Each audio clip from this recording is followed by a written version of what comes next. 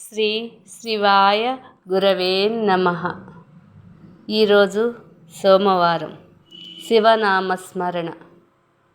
పూజలు వ్రతాలు ఏమీ చేయలేకపోయినా మనసారా ఆ శివనామస్మరణ చేయండి.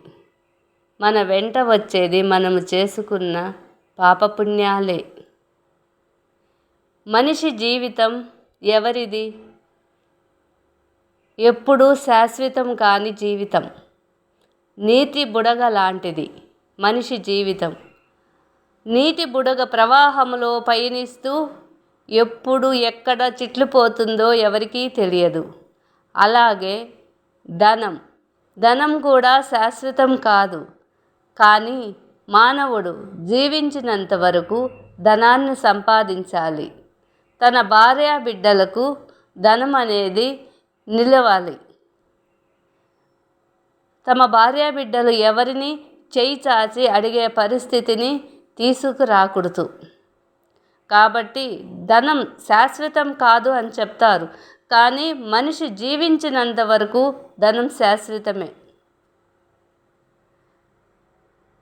కానీ ఎక్కువ ధనం సంపాదించినప్పుడు కొంచెం సాయం చేయటం అలవాటు చేసుకో. ఉన్నవాడికి సాయం చేయకు. ఎవడికి ఏది అవసరమో అది సాయం చేయి.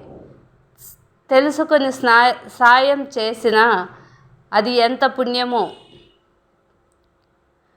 మానవుడు మరణించిన తర్వాత ఏమీ అతని వెంట పోవు. ధనం, పశువులు, భార్య బిడ్డలు, బంధువులు, స్నేహితులు ఎవరూ వెంట నడవరు. కేవలం మనిషి చేసుకున్న పుణ్యం లేదా పాపం మాత్రమే వెంట నడుస్తుందని హితోపదేశం చెబుతుంది. మనిషి అమితంగా ప్రేమించి నానా కష్టాలు పడి సంపాదించిన ధనం ఆ మనిషి వెంట పోదు. ధనాన్ని ఎక్కడో ఒక చోట దాచి ఉంచాల్సిందే.